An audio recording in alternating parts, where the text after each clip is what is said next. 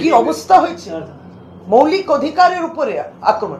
ঠিক সেটাই, আমি পেহেলগাঁওতে টেররিস্টদের ধরতে পারলাম না, কিন্তু আমরা ধরে ধরে তাদের পিছনে উড়িষ্যাতে যাচ্ছি, মহারাষ্ট্রতে যাচ্ছি, আরো অন্যান্য প্রদেশগুলোতে যাচ্ছি। কোথায়? সমস্ত এই বুলডোজার সরকার যেখানে চলে, যেখানে ডবল ইঞ্জিন, এই গুজরাটগুলোতে যেখানে বিজেপি সরকার, সেখানেই অত্যাচার। কেন? আপনি মৌলিক অধিকারের কথা বলছেন, উত্তরপ্রদেশের পর দিল্লি সরকারও আজ থেকে 21শে জুলাই 23শে জুলাই পর্যন্ত মাংস বিক্রি বন্ধ করে দিল কানওয়ার যাত্রার জন্য। এই ইনটলারেন্সটা তো আমরা শিখলাম না, আমরা ধর্মপ্রাণ মানুষ, কিন্তু আমরা এই যে আমি তোমাকে সহ্যই করতে পারি না, তুমি কি পড়ো, তুমি কি বলো, তুমি কোন ভাষা বলো, তুমি কোন জাতি, তোমার ধর্ম, আমি সহ্য করতে পারছি না।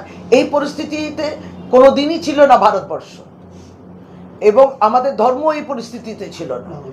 তারা এইগুলো তৈরি করেছে, এবং প্রত্যেকটি কেউ যদি দোকান থাকে তার তো ওটা রুটি রোজগার। আপনি বেরোজগারি যেটাকে বলেন, আনএমপ্লয়মেন্ট বাড়িয়ে দিচ্ছেন, আর এটাকে মোড়ক দিচ্ছেন অন্য রূপে। এটা খুব ভাঙড়ে, আজকে ভাঙড়ে কালকে রাত্রে যেভাবে একজন কর্মাধ্যক্ষকে খুন করা হয়েছে, রীতিমতো গুলি করে কুপিয়ে খুন করা হলো, এবং রাস্তার উপর সে বাড়ি ফেরার সময়, দলের কাজ ফিরে আসার সময় কলকাতা পুলিশ নিয়েছে ভাঙড়, তারপরেও এই ঘটনা এত বড়। নিশ্চয় এটা তো অবশ্য কলকাতা পুলিশ দেখছে, কিন্তু আমি জানি যে মাননীয় বিধায়ক শওকত মোল্লা বলেছেন, এবং তিনি একটা গুরুতর অভিযোগ করেছেন যে আইএসএফ এর হাতেই এই হত্যাটা হয়েছে, এবং এরপরে উনি স্থানীয় বিধায়ক হিসেবে এই কথাটা বলেছেন। সুতরাং তারপর তো কলকাতা পুলিশ দেখছে। আচ্ছা, পাল্টা আইএসএফ বলেছে শাসক দলের অভ্যন্তরীণ কোন্দলের শিকার। না, অভ্যন্তর কোনো কোন্দল নেই ওখানে। দিদি, ভাঙড়ের পরে বা মালদাতেও একজন তৃণমূল নেতাকে খুন করে দেওয়া হলো, বাড়ি বাড়ি থেকে ফিরছিল। এই খুনের রাজনীতি, এই সন্ত্রাসের রাজনীতি যারা করেন তাদের বক্তব্যের মধ্যেও চলে আসে। ভারতীয় জনতা পার্টি তাদের বক্তব্যের মধ্যে সব সময় একে মারতে হবে, ওকে পিটতে হবে, পুলিশ থানা জ্বালিয়ে দিতে হবে, এবং কেউ যদি আমাকে চোখ দেখায় তাহলে পরে আমরা চোখটা উবড়ে নিতে হবে, এই সমস্ত ঘৃণা, এই সমস্ত হেট্রেডের ভাষা, এই বক্তব্য ভারতীয় জনতা পার্টি রাখে। আর সিপিএম আর লেফট ফ্রন্ট যারা আছেন তাদের আর বেশি কথা না বলাই ভালো। 2011-র আগে 34 বছরের সন্ত্রাস বাংলার মানুষ ভুক্তভোগী। এখন আপনারা এই চুপ থাকলে ভালো। আপনি ভাবুন, এই যে পরিযায়ী শ্রমিক নিয়ে কারা লড়ছেন? পশ্চিমবঙ্গ সরকার, তৃণমূল কংগ্রেস লড়ছে। কেন ভারতীয় জনতা পার্টি এই বিষয় নিয়ে কোনো বক্তব্য নেই? তাহলে ভারতীয় জনতা পার্টি বলার চেষ্টা করছে এই পরিযায়ী শ্রমিক প্রত্যেকেই বাংলাদেশি, লড়ছে না তো তাদের জন্য। আর সিপিএম লেফট ফ্রন্টে যারা এত নেতা, এত মিছিল বের করছেন, কই আপনারা তো এটা নিয়ে লড়াই করছেন না? ওদের বক্তব্যটা কি এই বিষয় নিয়ে তো স্পষ্ট বলতে হবে। আপনি যদি বলেন কথায় কথায় যে 10% অনুপ্রবেশ, আমরা তো বলেছি বর্ডার সিকিউরিটি ফোর্স এগুলো ভালো করে কাজটা করুন। উত্তর পূর্বাঞ্চলীয় গতকালকে মিটিংও ছিল, সেগুলোতে সব বলা হয়েছে। তাহলে বর্ডার সিকিউরিটি ফোর্স এই করছে না, কিন্তু আপনি একটা বর্ধিত নাগরিককে নিয়ে গিয়ে বাংলাদেশে ফেলে দিলেন, আর বাংলার সরকারকে কিছু বলছেন না, পশ্চিমবঙ্গ সরকারকে আপনি জানাচ্ছেন না, আপনি পুশব্যাক করে দিচ্ছেন, তারপর তো আবার আনা করানো হলো।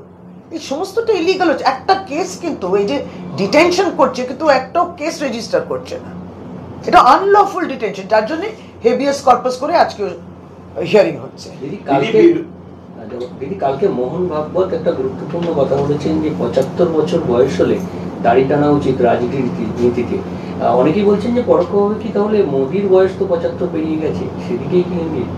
এটা চিন্তার বিষয়টা কার কপালে আসে জানি না, তারা বলবেন তারা দাড়ি টানবেন না দাড়ি রাখবেন, বিশেষভাবে বাংলায় যখন আসবেন তখন দাড়িটা আরো বাড়ে নাকি সত্যি দাড়ি কেটে দেবেন কিংবা দাঁড় করানো থাকবে, বয়সের সীমা ইত্যাদি তারা ঠিক করবে, এগুলো নিয়ে আমরা কি বলবো। আপনার কি মনে হয় রাজনীতিতে বয়সের একটা সীমা রাখা উচিত? না, আমার কোনো ব্যক্তিগত মতামত থাকে না, দলের মতামত আমার মতামত থাকে, আমার ব্যক্তিগত মতামতের বিষয় নেই। বিরোধী দলনেতা নির্দিষ্ট করে বলছেন যে আগস্ট মাসের প্রথম থেকে এই রাজ্যেও বিহারের মতো স্পেশাল ইন্টেনসিভ রিভিশন চালু হবে। প্রশ্নটা হচ্ছে ইলেকশন কমিশন কি করবে আগস্ট মাস থেকে, এই রাজ্যে হবে কি হবে না সেটা নির্দিষ্ট করে। না, এটা তো পরিষ্কার যে সুপ্রিম কোর্ট মহামান্য উচ্চ আদালতে এই কেসের হিয়ারিং গতকালকে একটা হয়েছে এবং আরেকটা হিয়ারিং বোধহয় জুলাই শেষের দিকে হবে 28 তারিখে, যেখানে সরকারের পক্ষ থেকে কিংবা ইলেকশন কমিশনের পক্ষ থেকে তাদের বক্তব্য শোনা হবে। এটা হলো এক। দ্বিতীয়ত হচ্ছে যে বছর পর বছর আমরা তো রাজনৈতিক মানুষ, আমরা তো সারা বছর প্রায় 3-4টে ভোটার লিস্ট নিয়ে সারাক্ষণ আমাদের ছেলেরা সংগঠনরা ঘুরতে থাকে।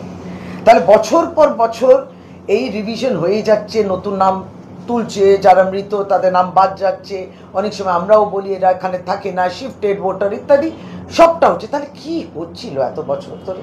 তাহলে ইলেকশন কমিশন তো ভোটার লিস্ট রিভিশন তো বছরে এখন 3 বার করে হবে, এবছরে তো 4 বার করে হবে বলছে।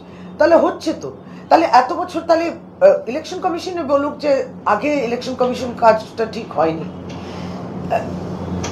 তৃতীয়ত আমরা বলি তাহলে পরে এই যে 2003 কিংবা 2000 এই সমস্ত বলছি, আমরা তো এই জন্য বললাম যে আমরা তো বিশ্বাস করি যে ইলেকশন কমিশন ন্যায্যভাবে এই রিভিশনগুলো প্রতি বছর করেছে, এই জন্য 2024-এর লিস্টটা নিয়ে করুন। তাহলে এত যদি স্পেশাল ইন্টেন্সিভ রিভিশন করার কথা ছিল, মানে সবসময় এমন হাবভাব যে তারা যেন ইললিগাল সিটিজেন্সদের বাদ দিতে চাইছে আর আমরা যেন ইললিগাল সিটিজেন্সদের ধরে রাখতে চাইছি, এই ন্যারেটিভ কিংবা এই প্রজেকশন আমাদের সম্বন্ধে করাটাই ভুল। আমরা তো চাইছি বৈধ নাগরিকই কিন্তু এই ভোটার লিস্টে রয়েছে। তাহলে এইটা যদি এসআইআর করার ছিল, যেটা মহামান্য আদালতও বলছে যে সমস্ত রাজ্যেই হোক এবং একটা ধীরে সুস্থে একটা প্রসেস নিয়ে করুন। আপনি সেন্সাস করার জন্য, এটা মহামান্য আদালত নয়, আমরা বলছি সেন্সাসের জন্য আপনি 2 বছর সময় নিচ্ছেন, যে আরো 2 বছর লাগবে আমাদের পুরো সেন্সাস বাড়ি বাড়ি ঘুরবে, আর এসআইআর আপনি বলছেন একবারই 45 দিনে শেষ করব। তাহলে যেটা বলা যে এতই তাড়াহুড়ো যদি থাকে 2024-এর মে মাসের আগে কেন হয়নি? তখনও তো এসআইআর করতে পারতেন, বিরাট একটা বড় লোকসভা নির্বাচনের আগে একবারই ভালো করে, তারও 6 মাস আগে এসআইআর হতো। অর্থাৎ বিহারটা অজুহাত, সামনে বাংলাটা টার্গেট। বিরোধী দলনেতা আগস্ট মাস থেকেই হবে এটা দাবি করছে, আগস্টের প্রথম থেকে এই রাজ্যে হবে। তার মানে আপনি বলছেন যে ঠিক যেভাবে ভারতীয় জনতা পার্টি বলতো আমরা কেন্দ্রীয় সরকারকে বলে দেব একটা ফোন করব 100 দিনে কাজ, টাকা বন্ধ হয়ে যাবে, ঠিক সেই রকমই তিনিও একটা ফোন করছেন, 1 লাখের ফোন, এবং তাতে ইলেকশন কমিশন 1 আগস্ট থেকে আরম্ভ করবে। তাই বুঝতে হবে কি? তাহলে তো খুবই দুঃখের বিষয়, পলিটিক্যাল এক্সিকিউটিভ কথা বলবে এবং নিরপেক্ষ একটি প্রতিষ্ঠান যেটাকে আমরা খুব শ্রদ্ধা করি, আমরা কতটা নির্ভরশীল। দিদি, চাপড়ায় যে তৃণমূল কর্মীকে যা রেপ করেছিল, সে কালকে অভিযোগ করেছে চাপড়ায় সে ভিলেজ পুলিশ যে অ্যারেস্ট হয়েছে এবং তার সঙ্গে শালদলে কিছু লোক তাকেই হুমকি দিচ্ছে কেস উইথড্র করার জন্য। চাপড়ায়, নদিয়া চাপড়ায় যে তৃণমূল মানে কর্মী, মহিলা কর্মীকে রেপ করা হয়েছিল, সে অভিযোগ করেছে যে চাপ দেওয়া হচ্ছে কমপ্লেন তুলে নেওয়ার জন্য পুলিশের তরফে এবং তৃণমূল। যদি এটা সত্যি থাকে যে তাকে চাপ দেওয়া হচ্ছে, তাই সে যেন কোনো মামলা প্রত্যাহার না করে,